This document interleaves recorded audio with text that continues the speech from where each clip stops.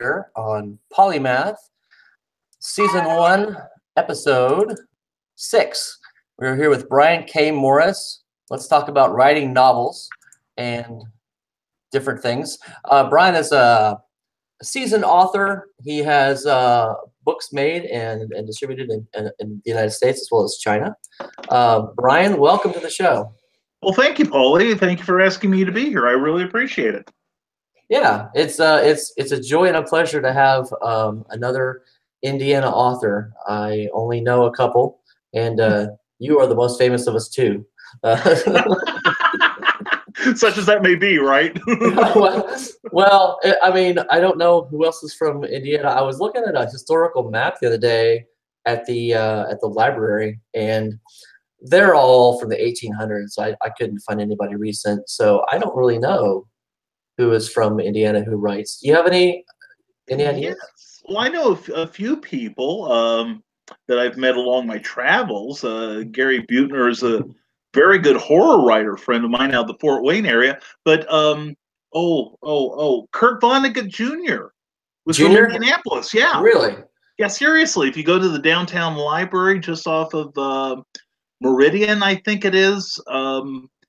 There's like a huge display of his work in there. I guess he's from Indianapolis. So, yeah, that was kind of, I mean, there's lots of Indiana authors, but we're all scrambling towards the middle, I think. We're, not ready for the top yet. So, we're all out there, but operating mostly in secret. Operating covertly. Here we are. That's right. I'm going to turn your volume down just a tiny bit because I think it's I project. Oh, of course you do. Yes.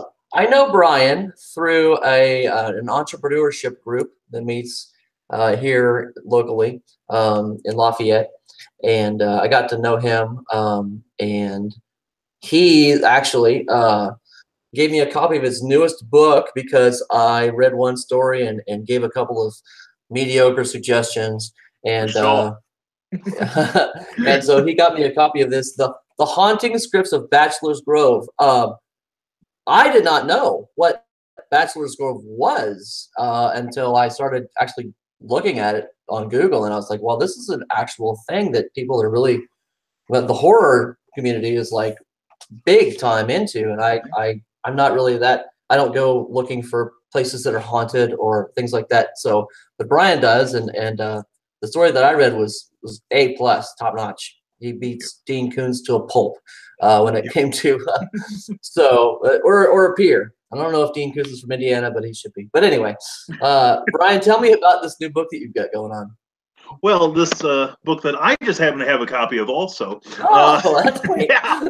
Well, it started out, I do some work for a comic book publisher, Silver Phoenix Entertainment, out of Oak Park, Illinois. My publisher, Charles D. Moissant, who wrote the introduction to the Scripts book, had some experiences with Bachelor's Grove, not all of which were pleasant, but they were all memorable.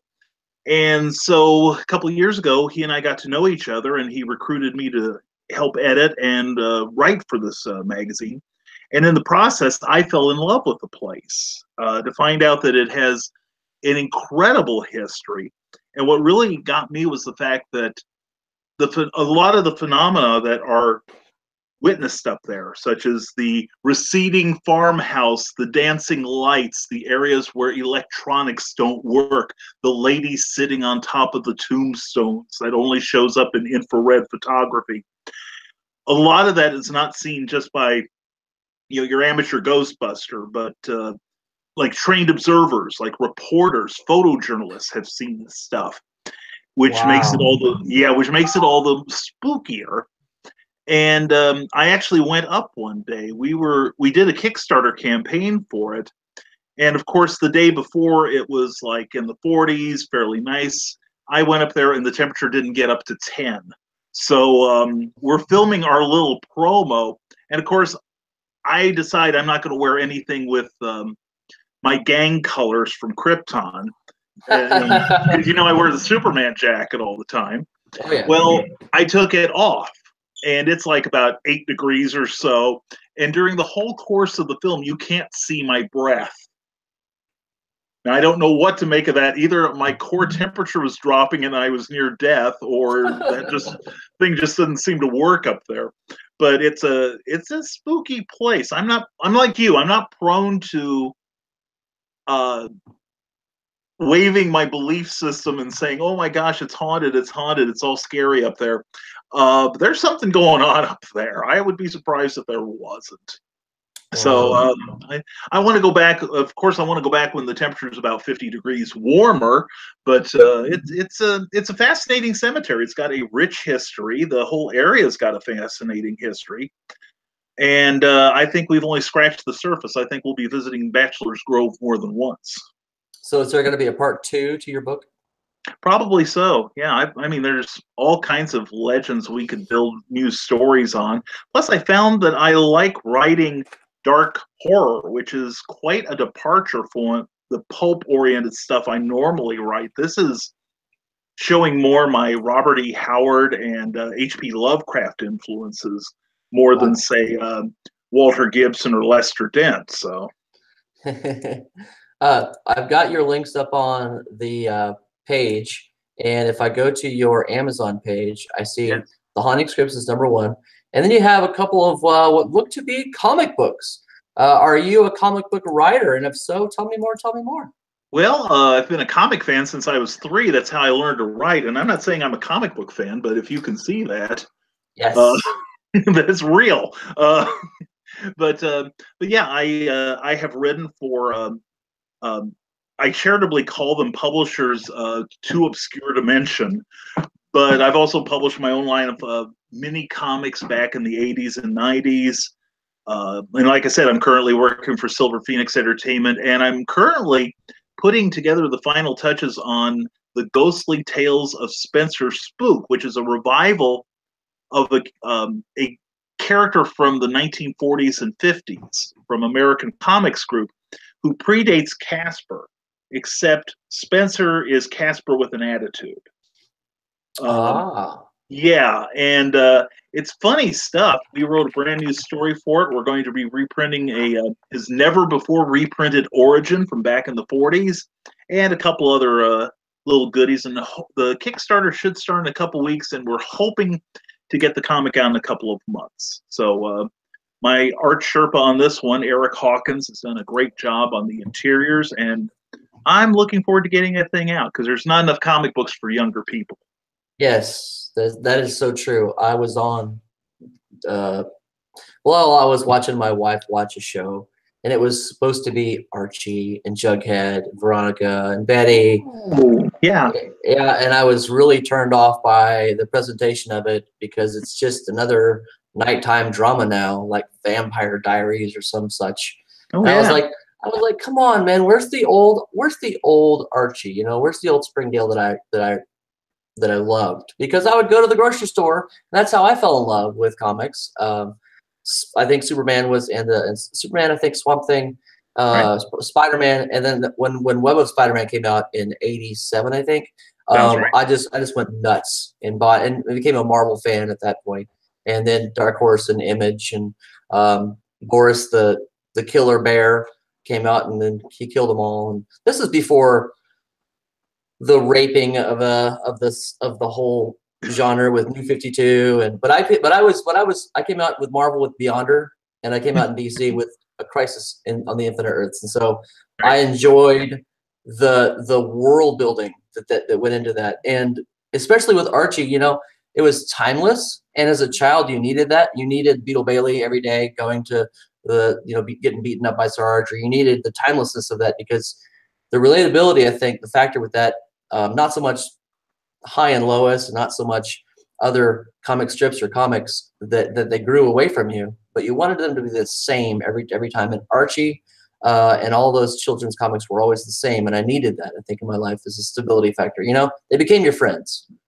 I understand that completely. I grew up on Archie also, and I think now you can get the classic Archie look still at the grocery stand checkouts. Also, there are a number of collections of the old stuff that you can get on Amazon or your local book vendor.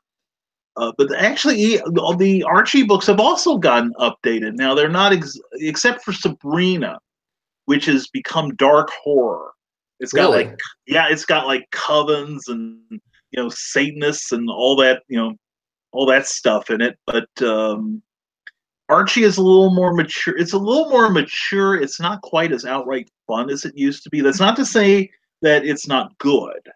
That it does, but it operates at a different level, such as when you and I were kids. Right, right. Because really it hadn't changed much from when I was a child to the time when you picked up on it. So, which was, I agree, it was a timeless thing that kind of stood outside of the troubles of today's world.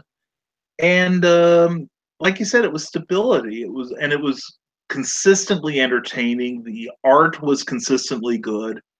And there's a part of me that misses that sort of thing. I think that's why I like public domain work so much, in that it harkens back to another, perhaps more innocent age. And I'm not looking to deconstruct it or anything and make it, grim and gritty. I want to try to recapture the stuff that made it awesome in the first place. Yeah, like Edgar Rice Burroughs, the first maybe 7 Tarzan books are public domain. Right.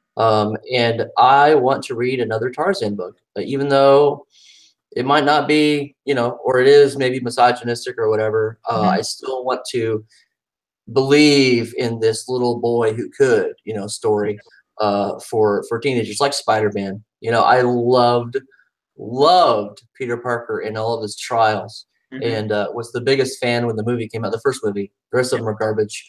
Just saying. Yeah, but to Tobey Maguire, the first one, it was just, to me, the pinnacle of hope for teens. There's hope for you. You can do it if you just apply yourself. You can get the science scholarship, the photography scholarship, the girl, the superpowers, and the really affluent friend. You can have all that. Your home life might suck, but you can go out and be an adventurer. And so I think even the silver and golden age of comics have flown by, and we're left with public domain like Spencer Spook that we can, the privacy rights on those I'm not too sure on, but I know what they are. And is there, like, maybe there's an aspiring comic book writer out there somewhere.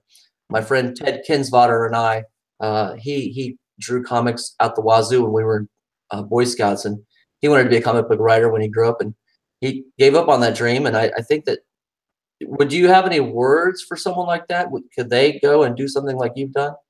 Oh, exactly. I mean, I'm old enough to remember the Eisenhower administration. I like Ike.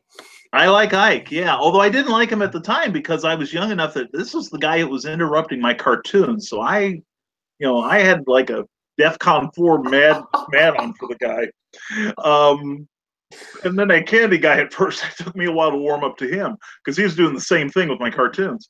But the thing is, I really got, I will call myself a professional writer for 20 years. I've been a playwright. I've written, small press comics, short stories, articles, interviews, etc. But it wasn't until about 6 years ago that I entered the publishing field. And I would tell your friend, one, never give up.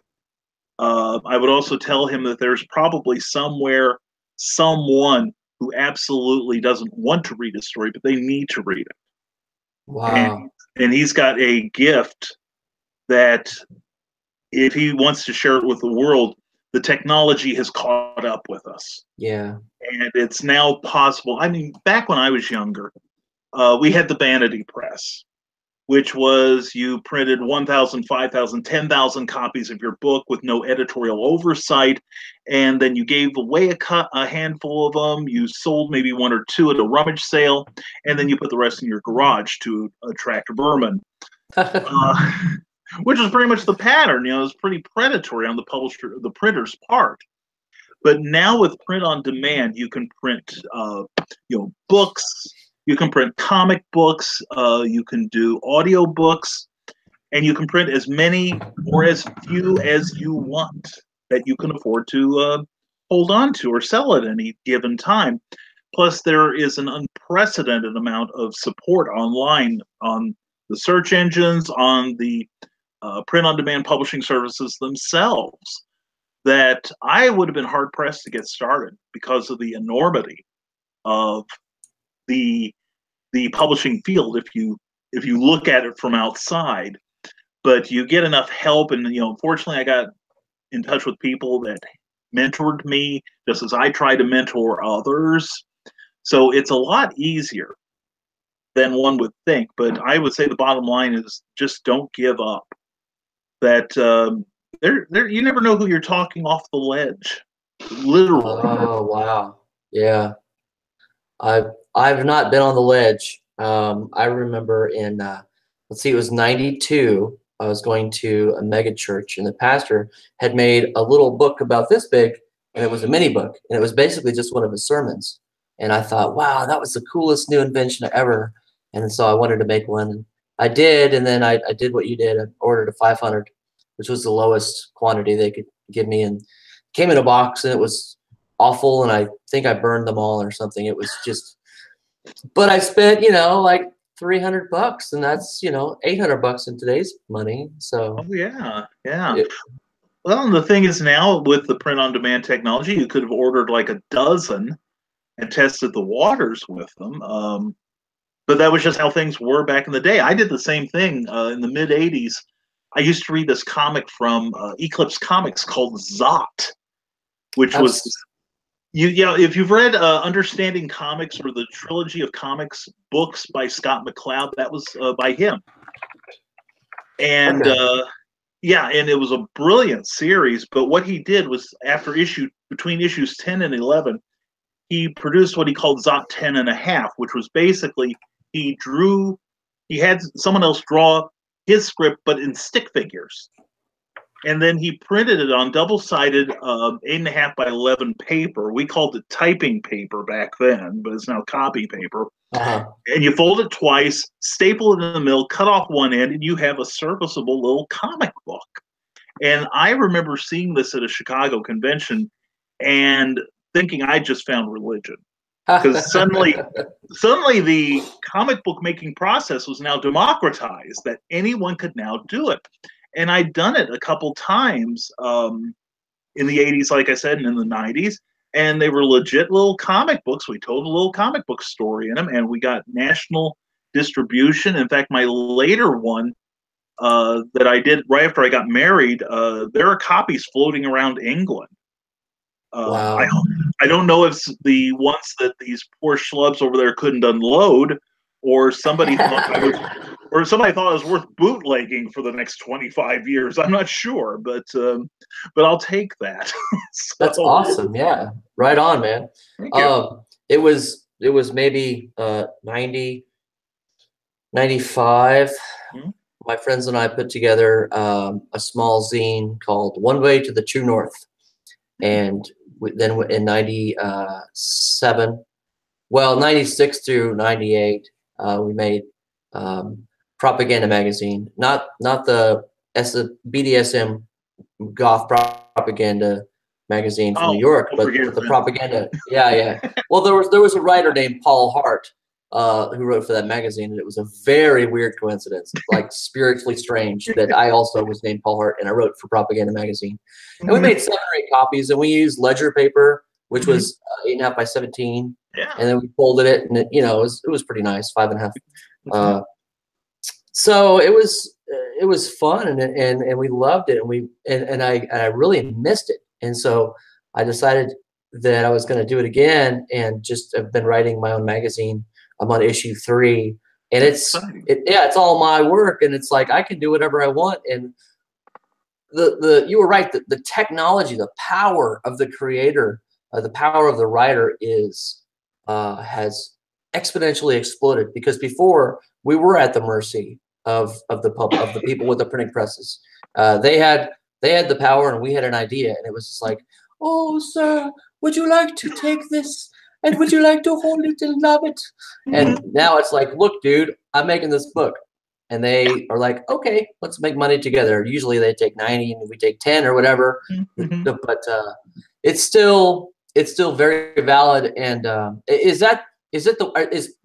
but we're gonna evolve again, and we're gonna evolve again. So I don't want the actual paper book to go away. I don't like Nooks or Kindles or whatever. Mm-hmm. I don't like .epub. I don't want to read a book on my phone. It's a phone and an alarm clock, basically, and a camera, but it's not a book. Right. Do you think the paper book? Do you think the paper book is going to go away? Will we be yelled at by our grandchildren or great grandchildren? Why did you waste so many trees? What are your thoughts on that? I don't think the paperback or the hardcover is going to go away in our lifetimes.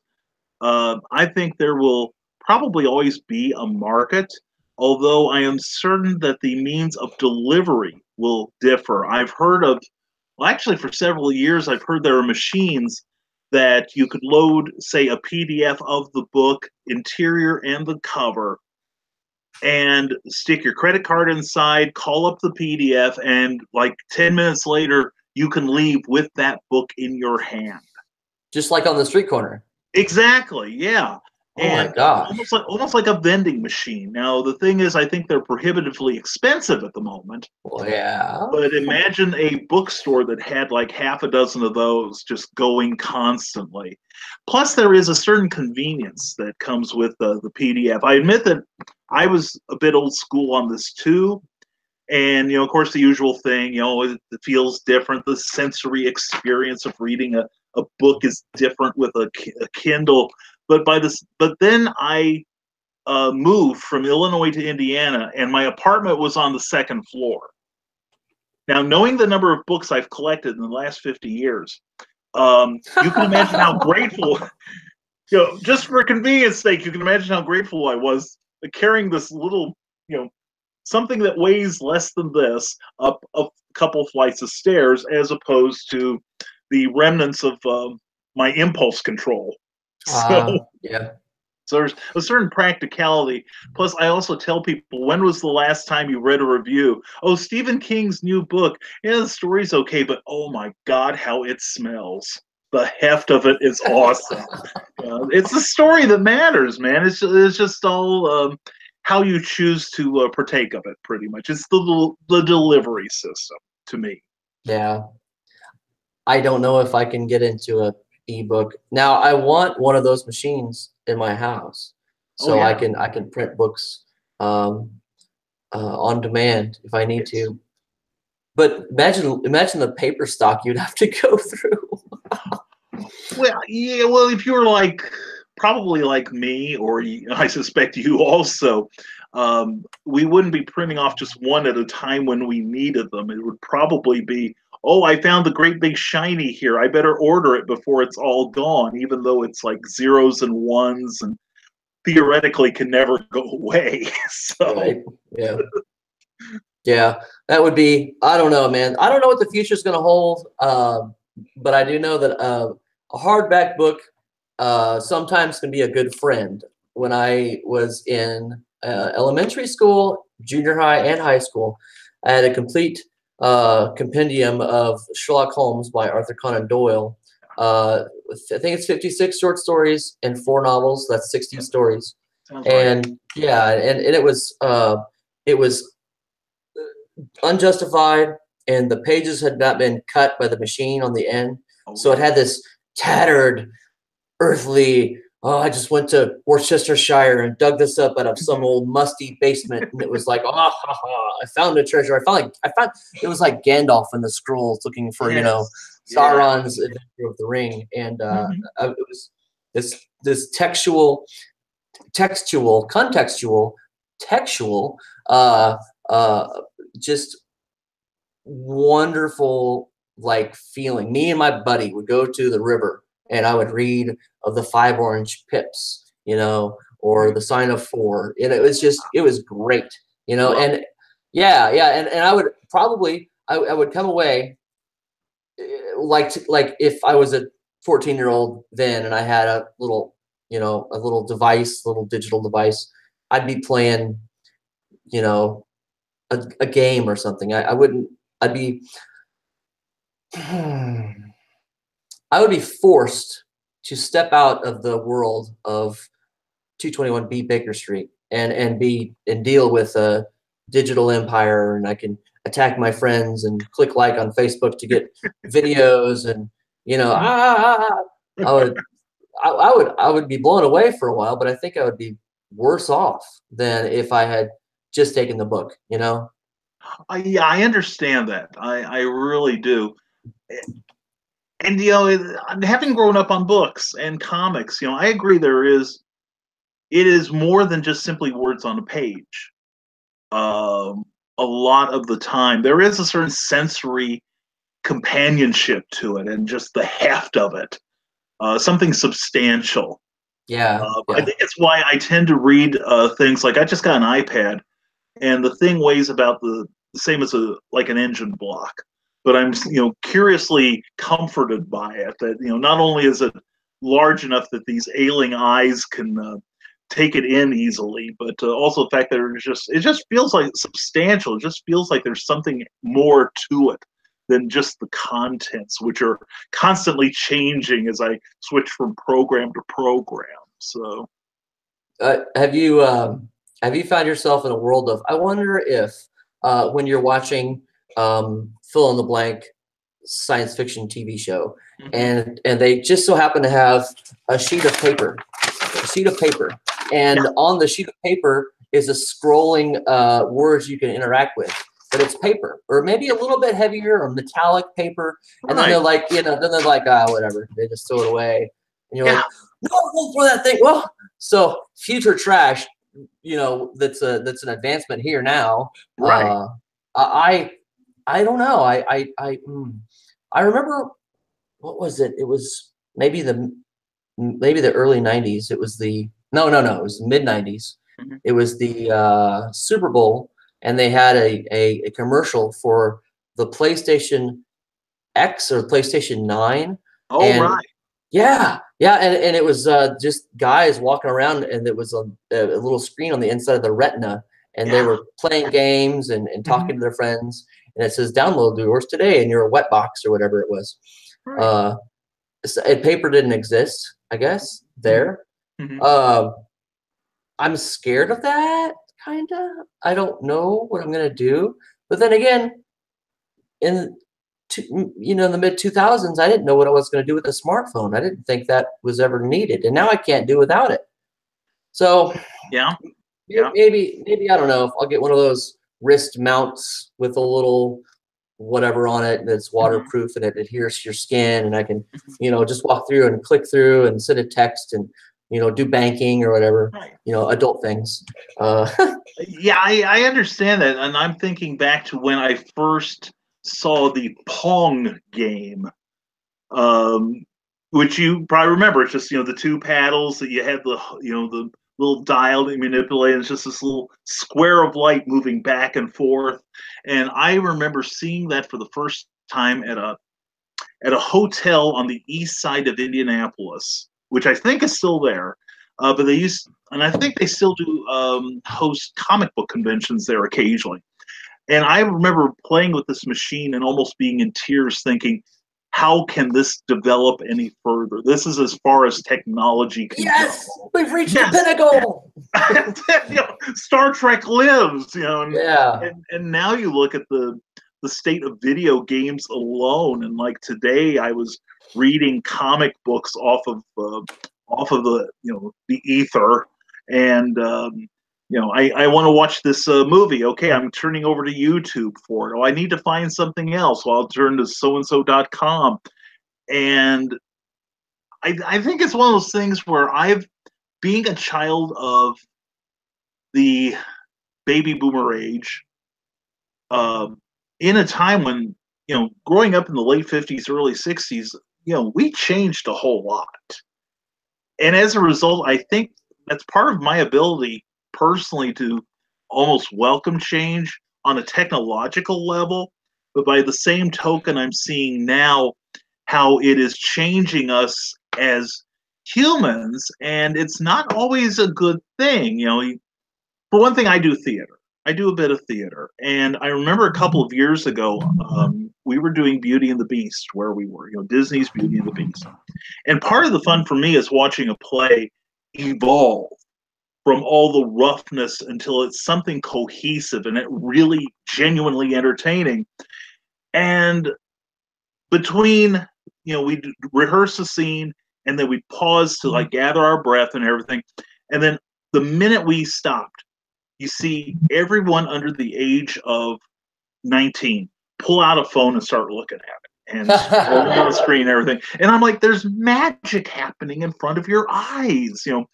Put down your bleeping phones and take a look at it. So, it's one of those things where a lot of like the great science fiction writers wrote about, even back in the 30s and 40s, that we are conquering our environment, but almost at the price of our intellects and our souls. So, yeah. There's the heavy part of tonight's show for you. Thank you, America. Yeah. Wow. What a downer, man. I know it, man. Okay, let's talk about something cheerful, shall we? The feel-good book of the year. Well, let me real quick touch on the subject. So you're probably the last of the baby boomers. I'm assuming. I'm not going to ask you your age, but I'm 62. I just turned 62, and I'm quite proud of it. And I don't feel a day over 61. Okay. Well, I was born in 1971, so I'm Generation X. Right. And so my dad was born in 45, so you'd be the generation before me. Mm-hmm. Now, I had that experience, but it's going to sadden you to say that it was with Miss Pac-Man, which is leaps and bounds past Pong or table tennis or even asteroids or Galaga. Centipede. Oh, yeah. I was a big Robotron 2010 fan. Gorf, yeah. Space Invaders for me. Space Invaders. My brother could put a quarter in Mario Brothers, and he could play for, I think, about 2 hours. Wow. And so, the 7-Eleven hated us. So I could do the same thing with Gyro. Was it the little thing on the side and you got to shoot down the middle? Tempest, yeah, right. I remember that. Yeah. Oh, I could do that. I could do that one too. Yeah, but I watched my dad. We were at the Holiday Inn Express in Andover, Kansas, I believe. And my dad sat down to play Miss Pac-Man, and he got to, I think, 8th banana, which is 8 past, and I think I can't remember when Junior pops out, the Junior cut screen. But it was then that I knew that I wanted to play video games for the rest of my life and never do anything else. So that those episodes in our lives, and children today must have it at, I don't even know if they have a recognizable spot where they just phase into this reality. But children today are like we are, but amplified on fast forward. And I say children, I mean kids and I say kids, gosh, 25-year-olds are still kids to me, but actual children are going through this, and it's so much faster. It's so quicker. It's exponentially moving more insane than that I thought it would ever move. I thought, again, like when I was a kid, like this is it. This is the best thing ever, And then I watched Tron. So yeah, my world was blown. I don't know where it's gonna go. But thanks for taking us and walking with me down this trail of craziness in the weird future. Let's talk about something that you are very familiar with. Some little boy named Kal-El. Who is he to you, and why do you worship him? Oh, I'm just for Jor-El gave his only begotten son. Yeah, I know. Well, I suppose the reason Superman is I have such affection for him even to this day is that the first real superhero I ever encountered. In fact, I really thought he was real when I was very young because I could turn on the TV and there he was. It was George Reeves, I found out later. But as far as I was concerned, at 2 and 3, I thought, oh my God, this isn't this is a documentary. I don't know anything about lying. So, and comics were what helped me to read. I can remember the first comics I ever saw were Superman. We lived in this very small community in Illinois, and my parents would shut me up by putting me next to the newsstand, and I'd sit there and read or look at the pictures actually until they were done shopping. And I remember one day I was at the breakfast table, and I'm talking to my mom, and we have cornflakes, we have Kellogg's cornflakes with a big green rooster on the front, and then we have wheat checks from Ralston Purina. And my mom's reading the back because they used to have like little faux newspapers on the back. Yeah. With homespun news and all and jokes and stuff. And she's looking at that and she's laughing, she's enjoying. I'm like, Mom, how can you tell the difference between cornflakes and wheat checks?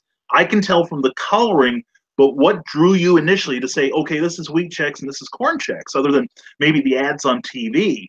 Because KELLO good Kellogg's Next Best to You, but Battle Creek, Michigan sponsored Superman, but anything else was a mystery to me. And she said, "Well, I read the writing on it." And I'm like, "Well, what's writing?" And it's like these little squiggles on it that form patterns, and that's how you can pronounce the words you're pronouncing. And I'm like, "Well, would you teach me how to read?" And so you were what, 1.5, or you were like 9 months old when you did that? I was in utero at the time. No, I was. Of course, you learned in utero. Yeah. Dad yelled through the membrane. We were all good. No, it's like Braille. Yeah, Morse code on her belly. Yeah. But which explains a lot of my mental processes now. But no, I was probably about 2 years old, or my later part of 2 years old. But I was pretty much declared able to read at 3. So I could read.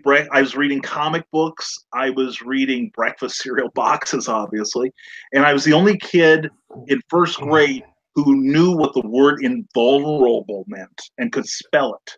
Of course, it was in comics. It was the Superman. Superman was invulnerable. Yeah. So that was my $3 word when I was 6, and then I just continued reading and getting more into it. Then. Finally read a real book, which happened to be Frankenstein by Mary Shelley. Oh, the original. Ooh. The original, yeah, because I was a huge horror movie fan at the time. And I thought, well, this is going to be just like Boris Karloff. Well, imagine my surprise. Oh, yeah. Yeah, so this led me down the primrose path of reading real books and keeping up with comics, but still Superman was consistent. To me, he won almost as much by being smarter than his villains, not so much the fact that he could, extinguish a sun by just listening hard. The fact that he had all these powers, it was just the fact that, you turn him and you put a pair of glasses on him, he's a schlub like the rest of us. Right. And he's always holds himself to a higher standard than he holds anyone else to, and he serves as a good example. And it's something that when the writers and the artists and everyone involved with Superman don't stray from that, or at least not too far, that's when Superman for me works. And I still enjoy the adventures of Superman to this day. There's always somebody coming along every 3 or 4 years that gets back in touch with what made him work. Oh yeah. And it's fresh all over again. So I appreciate Superman. I was a big fan of him.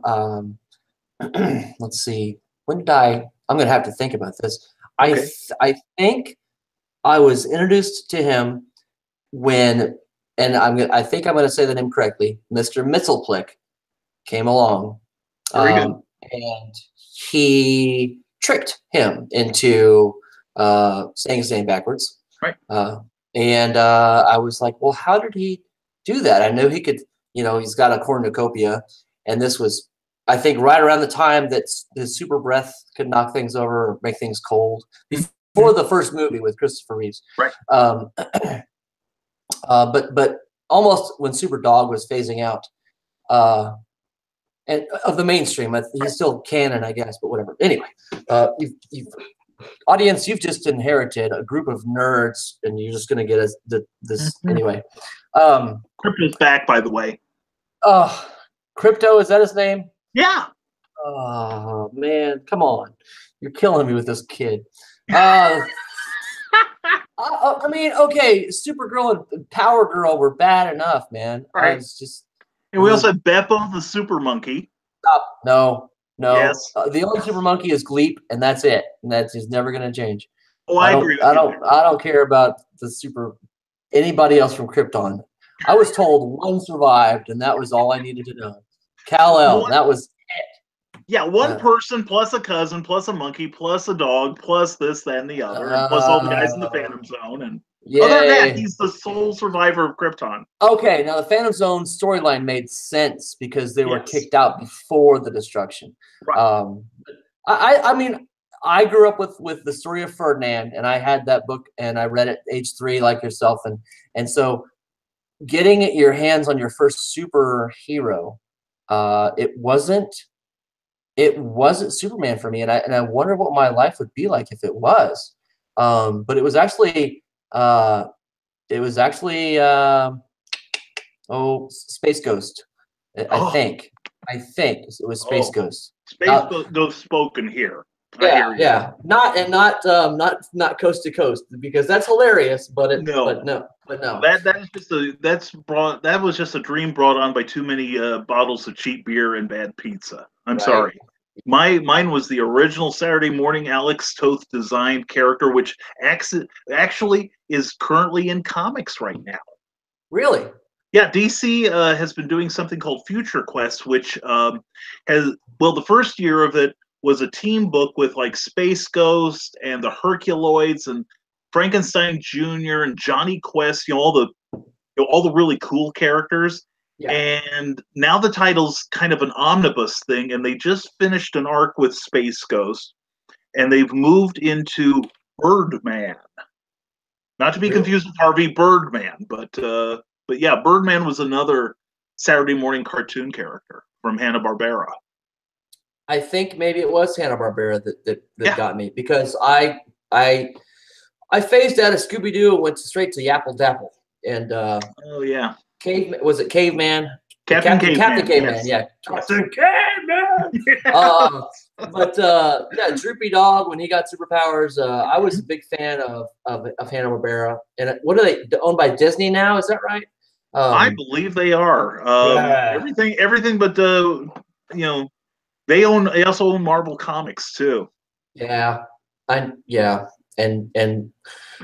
the Muppets. Lucasfilms. Oh well, the Muppets. Yeah, that was hard for me to understand. But I wish I could have gone back and found an old Action Comics or something and said, "Here's my start in the comics," because I don't really have a start in the comics except for like the original TMNT in '84, but that was my start into adult comics and more mature comics. I think the first novel I read, actual book, as you would say, was Treasure Island. Ooh, is that Robert Louis Stevenson? Robert Louis Stevenson, good. Yeah. And so I didn't start with horror, but I did start with the classics, and then my mom bought me a large, and they were all bright red colors, and it was 1001 Arabian Nights, Sherlock Holmes, King Arthur, Robin Hood, just the best classic collection ever. And I read all those 100 times over. Black Beauty, I think, was in there. So we, as when we came from kids to our fledgling years and reading books, and I've gotten away from comics, but I still every now and again will go back and read like Long Shot from Marvel, or just the Punisher War Journal or something weird that I grew up with. But I don't go out and actively seek comics. So that part of my brain maybe is turned off. I don't know. Right. Is that good or bad? Or yours hasn't. Yours is still very active in pumping juices. And you're writing comics. And so what are the pros and cons of both for a writer of novels? Like, would I be more creative were I to go back and read some, The Death of Robin or whatever, were I to go back and read some good classics? Well, as a writer, I like writing comics because it is actually harder than novels. Because a novel, I've got infinite number of pages. I can tell my story. I stop typing when the story ends.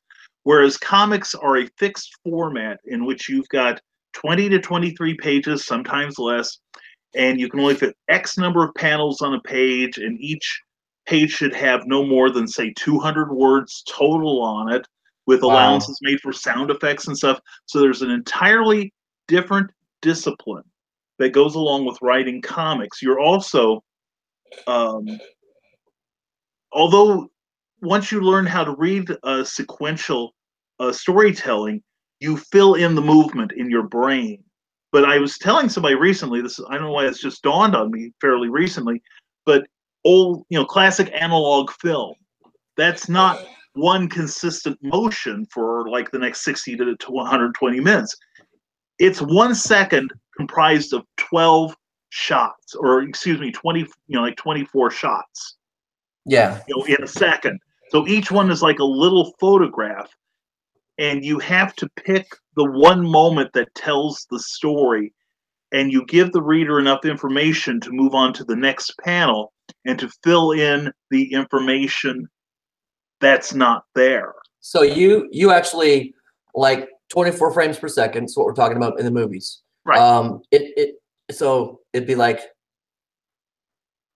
yes. But if we were to put this in the comic, it would be maybe here. Yeah. Okay. So somewhere around here. It could be anywhere. It could start here, or where you're building up the anticipation. Like you might see Batman rearing back his fist to throw a punch. But you can use movement lines, right? With the little thingies that goes speed lines. Speed lines. There you go. Yes. Yeah. Or you might have Superman who has fully executed the punch, and you see the results of it. It's just that the writer and the artist kind of, when things are working right with comics, they take the role of director, and they kind of trade off responsibility for the storytelling, where in a perfect world, the visual artist conveys the majority of the story, but the nuance is left to the writer. Perfect example for me are like the classic Spider-Man or FFs, where you had a great storytelling artist who you could take away the words, and you have the basic idea of what is occurring in the storyline, but just looking at the pictures, be almost like a silent film. But then you add the writer, and then all of a sudden you recognize that Peter Parker's worried about his aunt.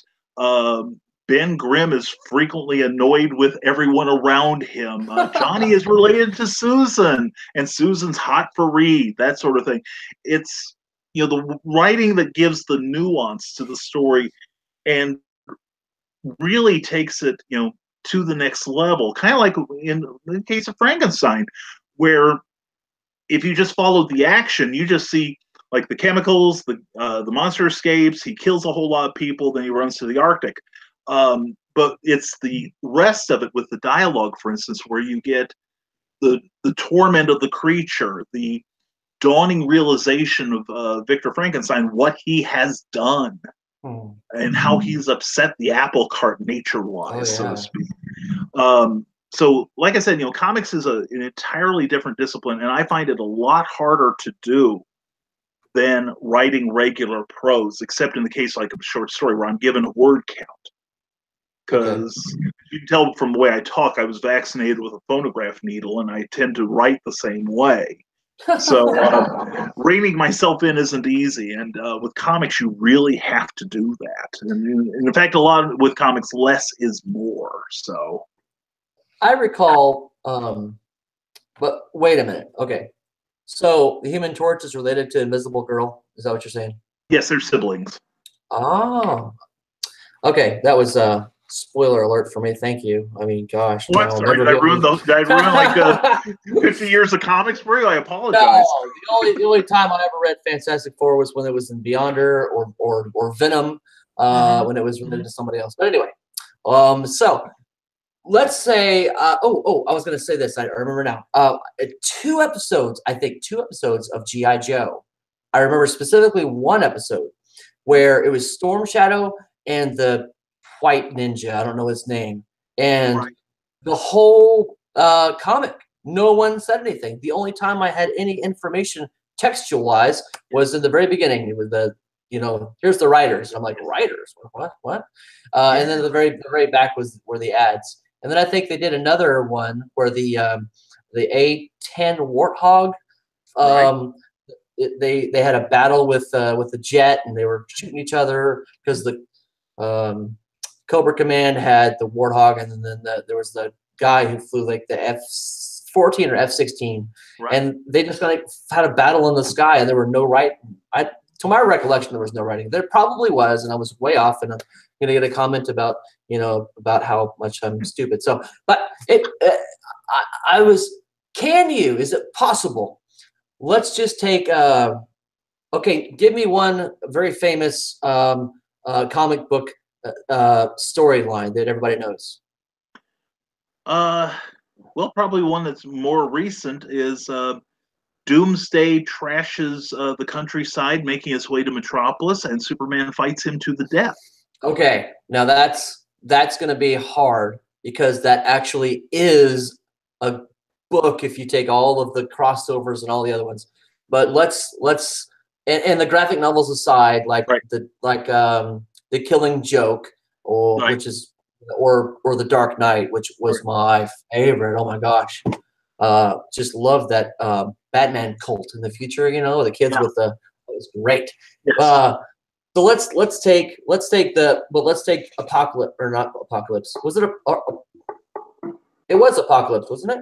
Yeah, Apocalypse was the X-Men character. No. Who was the other guy? Doomsday. Doomsday, yes. Okay, yes. I get those confused.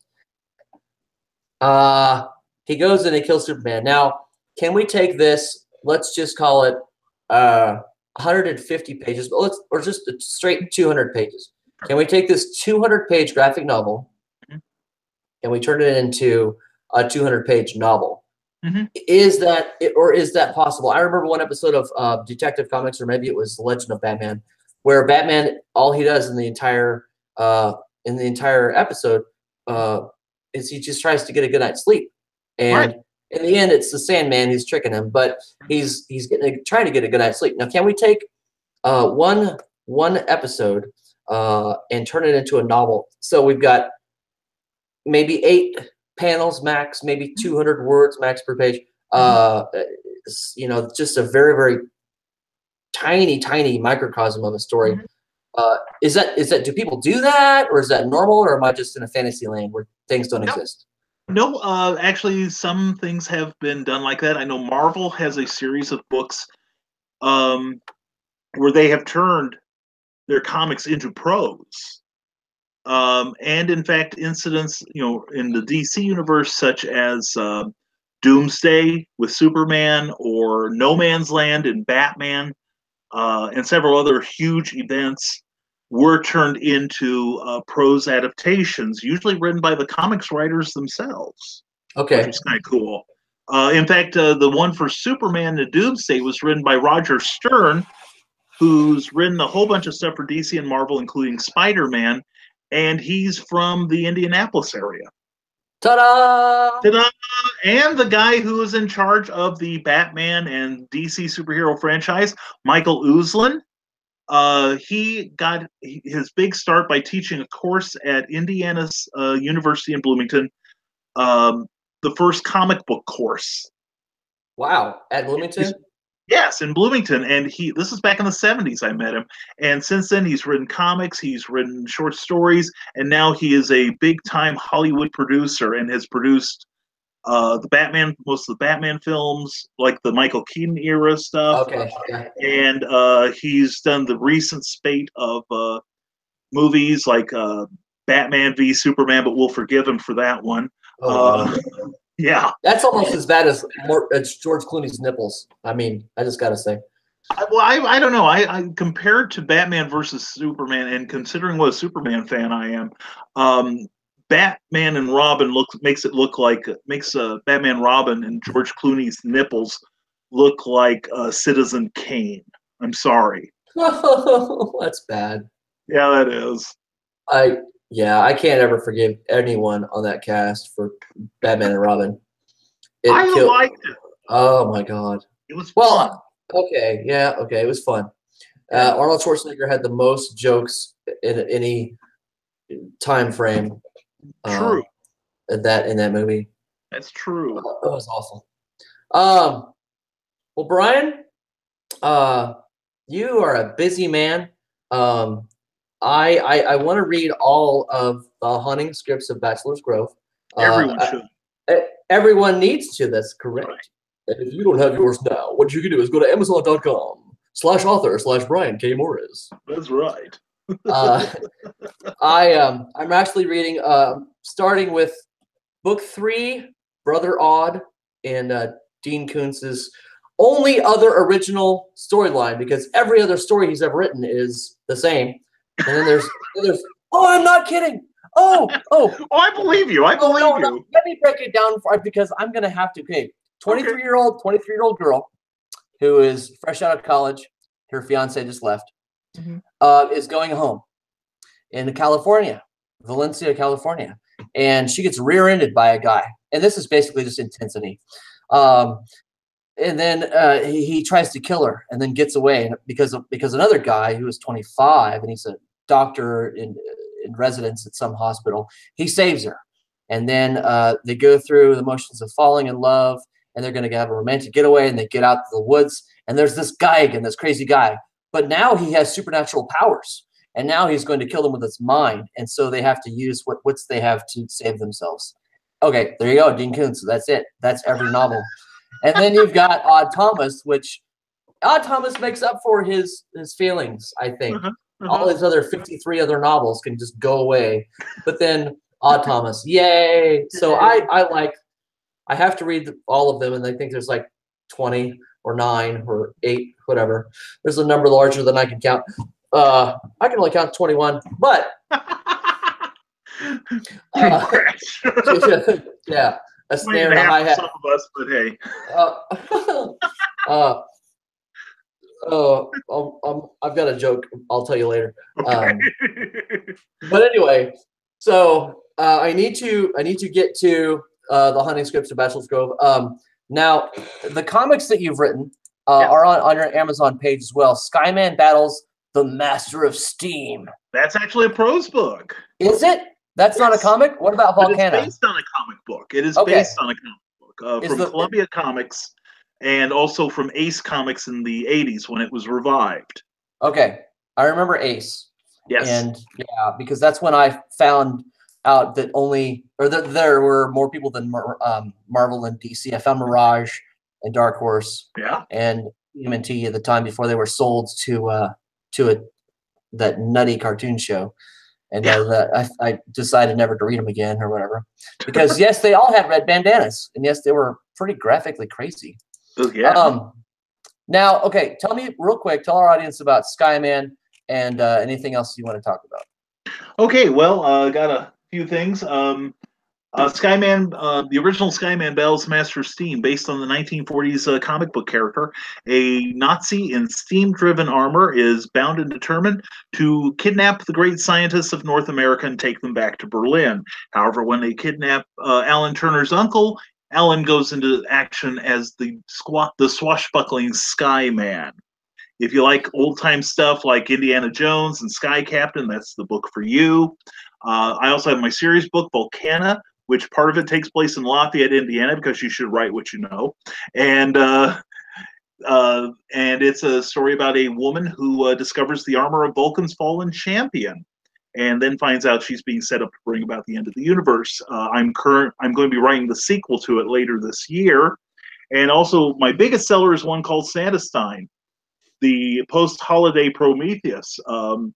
Dr. Frankenstein has a cure for his fiance's holiday blues. What could possibly go wrong? Spend $20 and you can find out. Anyway, that was awesome, yeah, man. Thank you. And then I've also see, that's the nice thing about self-publishing as I do. If you do it long enough and you do it right, you get asked to write for other people. The current one that I've been asked to write for is Quest for the Space Gods from Flinch Books. Jim Beard and John C. Bruning, the editors. Chariots of the Gods meet Carl Kolchak. You know, if you want to think about it that way. A disgraced advocate for intervention from the space gods long ago is discredited, and so he travels the globe trying to find validation and winds up with adventures. Now, all of them are good, I will say, but then there's other ones like this by an author whose shoes I am not worthy to lick. Okay, The Book of Lesser Voices. This is an awesome book. I recommend everyone read it. I haven't even gotten past the back cover, and I'm awash in the wonder. You know what I'm saying? Oh my gosh, Brian. No, really, Paulie will. I appreciate you having me on. I really do, and I love the kindness you've shown me. But I gotta put in a plug for you, brother. I read Senior Respondent. Oh, Superior Respondent. Yeah. Superior Respondent. Thank you. And that was an awesome book. And Paulie packs a lot of punch into his books. His stuff is available on Amazon too. So after you get done buying mine, you can buy Paulie's too. That's right. I'm a good second choice. Well, no, it's it's just that I'm greedier than you are. I have a wife and a publishing empire to support. So there you go. I just have 2 cats. Yeah, you see the thumb there. That's Cookie. Hi, Cookie. How you doing? Hi, Cookie. How you doing? Arf, arf. I know Brian's wife, and he's the lesser half. No, just I am in this relationship. I'm number 3, and I don't even know who number 2 is. Brian, tell us about real quick before we go. Sure. Tell us about your fez and your bow tie and why they exist upon your head. Okay, the reason I wear these, try to keep it short, and also the sideburns and everything. It's part of my branding. I wore this kind of. I actually wear a rainbow bow tie at most shows, but I wore it kind of just like a fashion statement, and everyone loved it, so I kept it. And then I started wearing this because I had gone to a show that took place outside, and I forgot to bring a hat. And being a Doctor Who fan, of course, I had to buy a fez. Oh, so it's not a Shriner thing. No, it's not. They have really nice fezes. This is kind of like a little ramshackle one, that like you see for one of the extras in Indiana Jones movie would wear. Yeah, pretty much. This one cost me $5, but I also got one, or actually it was purchased for me at a 60% sale, so it costs only $4, and someone else paid for it. So, but anyway, no, it's become part of my branding. The sideburns and everything. People see the fez. Hey, fezes are cool. Hey, so are bow ties. So we do the Doctor Who bonding thing. Nice. And it's just become part of my visual branding, my identity. So I wear this wherever possible, including on my twice weekly show on Facebook on my personal page called Nevermind the Furthermore, which happens Mondays and Thursdays at 9:30 in the morning Eastern time. Tell all your friends. Perfect. I like that. And I never pass up a chance to plug, as you've noticed. That's why we're taking the last 45 minutes of the show to give you plugs. So well, I did try to keep it short. No, this is an untimed show and an irregular hour. It's like whenever I can fit my guests in, it's when we do it. It's PaulyMath, and I love the fact that I could have you. And when you said yes, I was just thrilled. I had a guest last night. We talked about just weird stuff, and we're talking about weird stuff, and it's the your expertise, because the Brian K. Morrises of the world is only one, and it's you. Yeah. And so I want to suck all of your knowledge out, to pull it all out and find out what about you I can glean from and become smarter. So it's actually, this entire show is selfish, but because I'm pulling it out of you, and so you're not being paid except for advertisement. Being with you is payment enough. Oh God, you mean pain? Is that right? I heard pain. Saves me $20 downtown. Yeah. Oh God. Oh, find out more about Brian's adventures. No. Okay, man. Well, any last words for us before we go? I probably better not. No, thank you for having me, Paulie. I love the heck out of you. I am privileged to be here, and anytime you want me back, I am yours. Okay, awesome. All right. Well, again, Brian K. Morris, you need to go to his websites. There are many. The biggest one probably is risingtide.pub. That's P-U-B, risingtide.pub. And I think it's www.risingtide.pub. It's in the comments below or in the about below. And so you guys can check him out there. Thank you once again, Brian. Oh, show us all your stuff. I beg your pardon. This is my book from China, a biography of Disney animator Philo Barnhart. It's called Line of Light and Shadow. Limited edition. If you see me at a show, I might have copies. And plus, here's the Quest for the Space Gods. My editors love me when I plug it. And Santa Sign and the Haunting Scripts of Bachelor's Grove. My wife loves me when I plug it. And I heartily endorse the Book of Lesser Voices because Paulie deserves your attention. Thank you for that plug for me, I guess. I don't plug my own stuff.